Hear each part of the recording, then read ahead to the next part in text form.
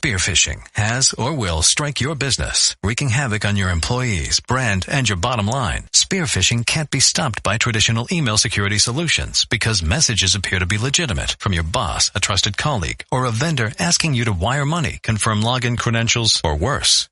Barracuda Sentinel is artificial intelligence for real-time spearphishing and cyber fraud defense. Reclaim your email in minutes with zero impact on network performance. Visit barracuda.com/AI. Pardon the interruption, but I'm Mike Wilbon. You're in New York today, Tony. Are you enjoying yourself? I'm Tony Kornheiser. Yes. Earlier today, I learned I am not the father. Whoa, how great is that? DNA. Your how great DNA is that, huh? has proven you are not the daddy. I'm not the daddy. Okay. Do you have one of those specially made Scotty Cameron putters that says, I am not the daddy? No, only Maury has the putter. Room has that. Somebody in this room right now, Maury has the putter that says I am not the daddy. Well, absolutely. Maury's, got that low handicap. Welcome to PTI. In today's episode, could Antonio Brown be the MVP? Should the Orioles trade Manny Machado? And how much better does Kawhi Leonard make the Spurs? But we begin today with the Patriots' stunning loss to the Dolphins in Miami. Okay, maybe this shouldn't be so shocking, since Brady's career record in Miami is 7-9, and the Patriots have lost 4 of 5 there. But it was the feeble nature of the loss that's hard to shake. Brady was 0 for 7 passing to convert on third downs, and the team was 0 for 11 in those situations. And at least one Dolphins player was quoted afterward as saying Miami's collective will was stronger than New England's. Ouch. Tony, do you see this as a fluke loss, or do the Patriots have more to worry about than that? It's so wonderful that you did the lead on that and you set it up in such a negative way, because you know that I differ from you on our stance about where the Patriots are. I've always been more cautious. I've always been less optimistic than you. I don't have that view that you do, Mike, that Coach Hoodie, as you call him, automatically walks out on the field and they win every game. Look, Brady was not good in this game at all.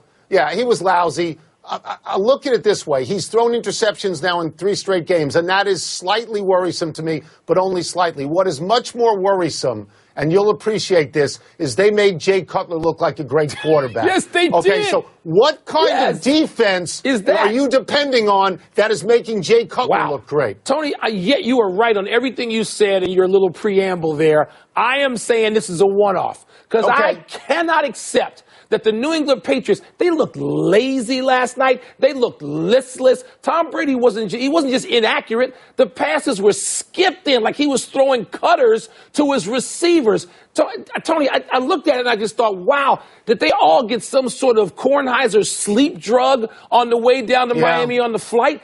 So I still believe, yes, that Coach Hoodie and Brady will scream and holler and rant and rave and study and just bore their way out of this game, and it's a one-game deal. So it's not that I think it's just a one-game deal, but I will tell you this, that even if they had won, the home field in the AFC was going to come down to next week in Pittsburgh anyway. They were going to have to win. The winner of that is going to get home field. Looks like What's good for the Patriots are 2 things. Gronkowski comes back, and he's an open target, and the Patriots have beaten them 4 times in a row. 4 in a row. And Tony, a week of Belichick after last night? There's no way I'm betting against the Patriots now. No chance. Not next week. Here's a sidebar to that game. Tom Brady struggled, obviously. He's an MVP candidate. Carson Wentz out for the rest of the season, MVP candidate. Russell Wilson was picked 3 times on Sunday, MVP candidate. Wilbon, in the absence of those candidates, would you vote for Antonio Brown for MVP? I don't know if I'd vote for him. No wide receiver has ever won this. That's right, Tony. He's on pace for 120 catches and 1,850 yards. Antonio Brown? I'm not ready to hand over my vote yet, but I could. And by the way, in researching this, and I'm sure you've had this feeling too, weren't you shocked that Jerry Rice didn't win this award in 1987? Yes. Oh, my God, he had 22 touchdown receptions that year in only 12 games. But, Mike, you're the one who says all the time it's a quarterback league, and the MVP's a quarterback deal. Tony, I'm going right now. The name I wrote down is Russell Wilson. I know he had 3 picks. I get that. If it's not Brady, it's still Brady and Wilson to me in some order. And Brady had a bad game. Anybody's going to have a bad game. Antonio Brown hasn't had every game be a great game. But, Tony, he's also playing with Roethlisberger. He's playing with Le'Veon Bell, who might get some votes as well. So I'm not ready to give it to Brown, but I'm not excluding him. He's the best receiver in the league. So what's interesting about this is my natural inclination would be to say to give it to Ben Roethlisberger because he's the one throwing the ball to Antonio Brown. But Ben Roethlisberger this year, I want to get this straight, he's got 13 interceptions already, which is the third high in the league. Which is not to say if he has a great game against the Patriots and they win out, that he wouldn't get it. I always look for one of those backs who runs the ball and catches the ball, like Todd Gurley, right? Like Le'Veon Bell on the same team, like Melvin Gordon. Those people have a lot of touchdowns. I'm inclined to people like that more so necessarily than wide receivers. But in the end, it could end up being Phillip Rivers or Drew Brees and all the quarterbacks we've mentioned already, except for Wentz. Because if you get your last 3 to 4 games and you're great, you sway the voter. Yeah, you know what, Tony? That game, the New England-Pittsburgh game, really could sway a lot of things. Not only home field, but it could give a little push, over the pile to one of the guys you just mentioned. There must be so little to do down in Orlando at baseball's winter meetings. I say that because Tom Verducci, the absolute ace reporter for SI and Fox, is reporting that Yu Darvish's beatdown in the World Series could be a result of pitch tipping, according to an Astros player.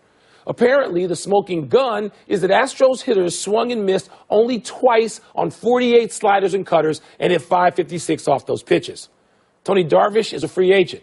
Would the ease of correcting that flaw, pitch tipping, make you more inclined to sign him?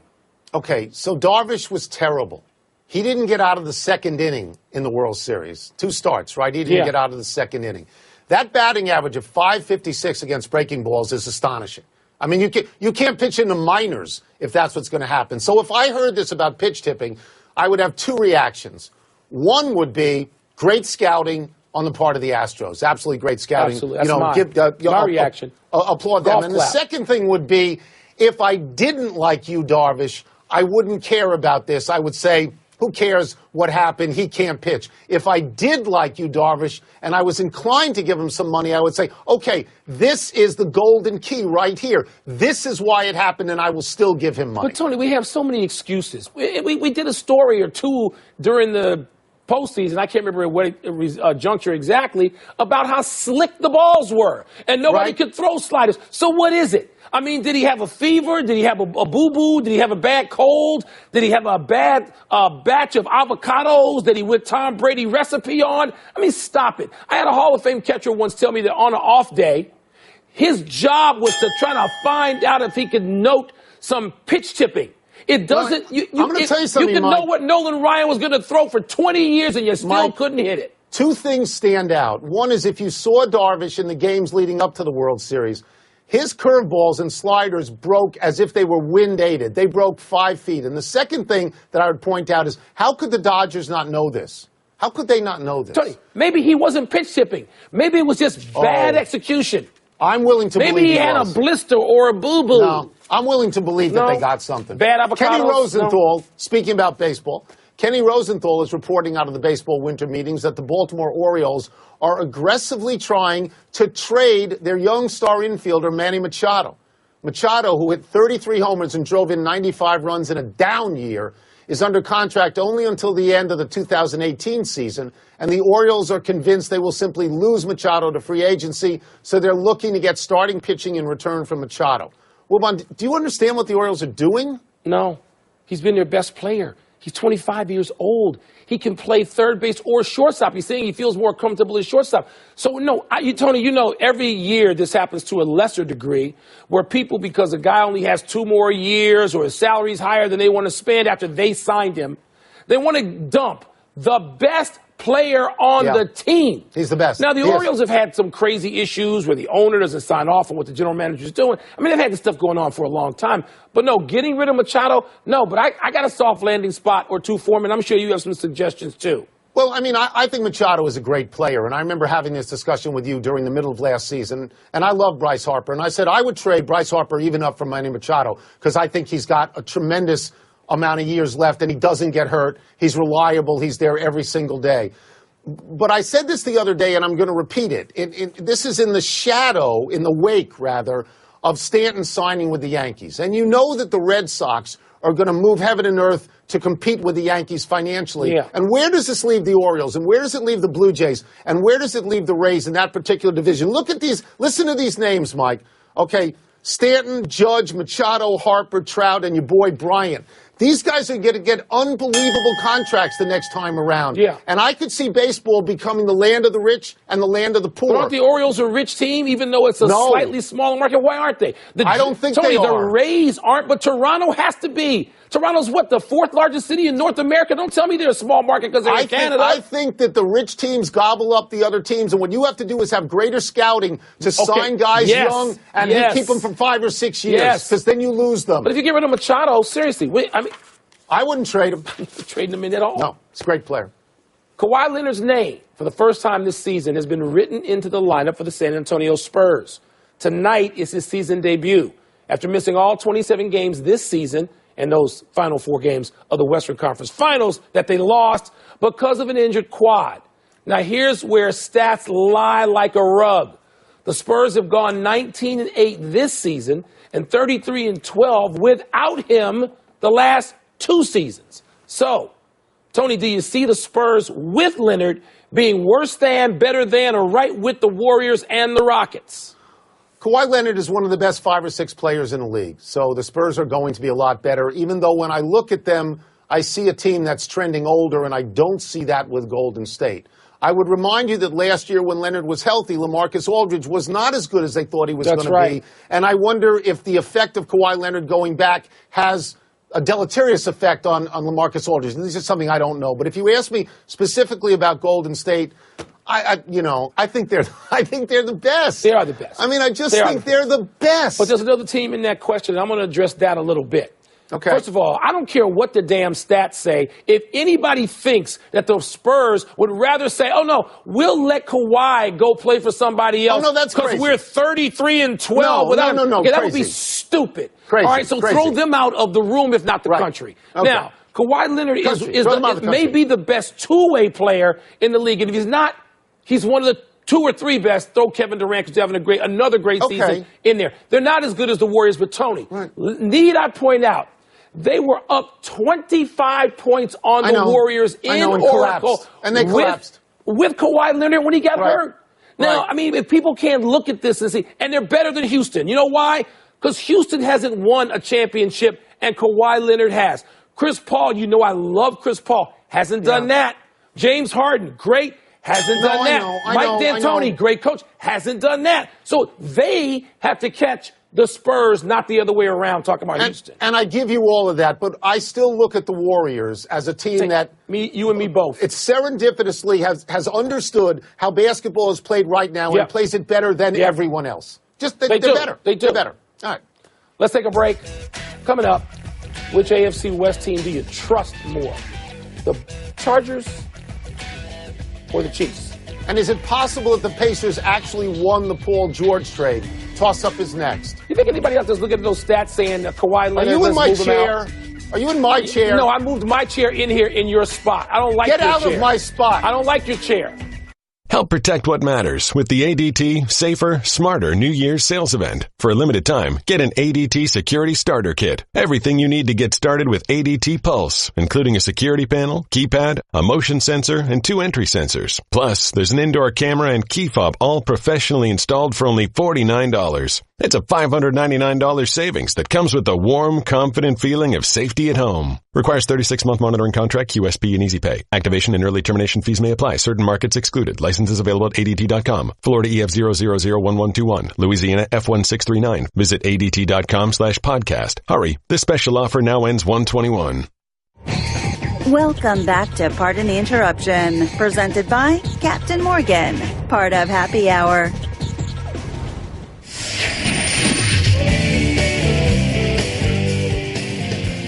Time for Toss-Up, the game that small, insecure men claim to win to feel good about themselves. What? Let's get the first one from the producer over the loudspeaker. Toss-Up, who will bounce back to be the bigger star? Carson Wentz or Deshaun Watson? Bigger star. This is tough. I really like Carson Wentz. I really like what he's done so far. He looks like a prototypical NFL quarterback. I would compare him to Aaron Rodgers. But Deshaun Watson was absolutely electric in the short time that we've seen him. And honestly, Mike, I would never use the word electric to describe Carson Wentz. My fear with Watson is that he's smaller. If he gets hit, he could be hurt. I'll take Wentz, but if you force me to take Watson, I'm just as happy. Yeah, I'll take either one, Tony. And I think the thing that scares both of us, having been around Washington, D.C., when Robert Griffin had the same sort of start, got injured in the playoffs, and was never close to the same. And we look at that track and field body. Now, Deshaun Watson's a little bigger and stronger than RG3 was. He just is. He's just bigger. Carson Wentz is bigger. He's that big quarterback size now with all these guys are 6'4.5", 6'5", 6'6". So I might go with Wentz just because I worry about the physicality and what it might do to Deshaun Watson. What's next? Toss-up. They're tied for first in play on Saturday night. Which team do you trust more, the Chargers or the Chiefs? I don't even have to listen to you. I know which way you're going. The temptation in this is to pick the Chargers because they've been so hot lately.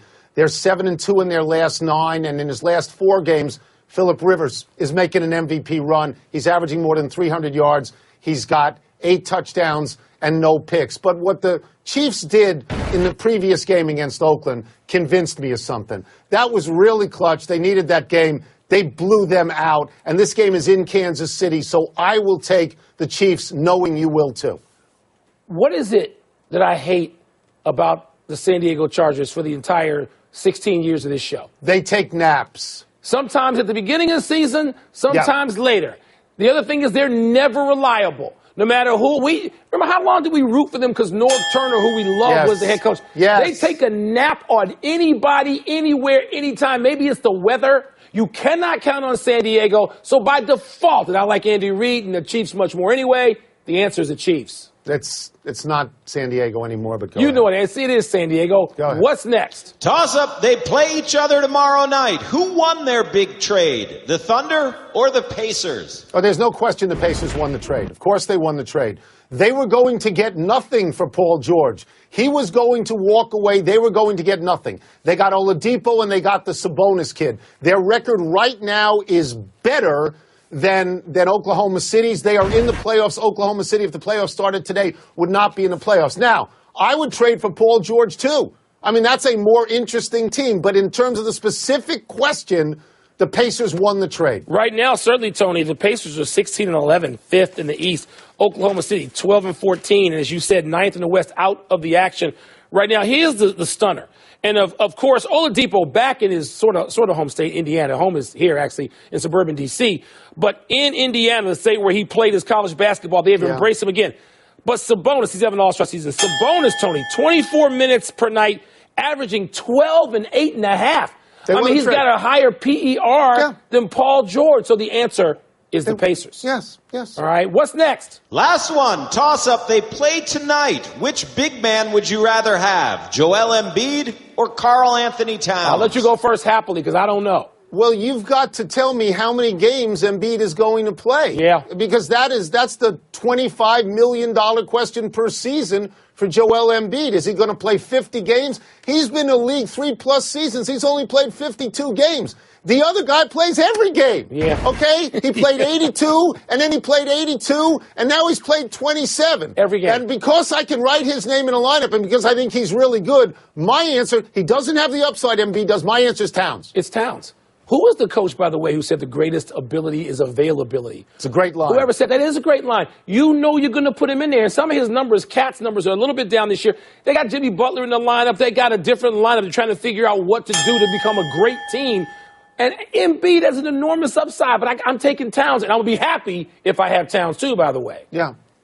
That's it. You know who lost, right?